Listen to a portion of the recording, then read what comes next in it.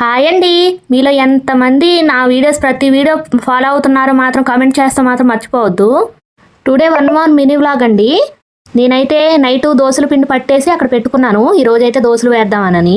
ఇక్కడైతే టిష్యూ పేపర్తో అయితే క్లీన్ చేసుకున్నానండి.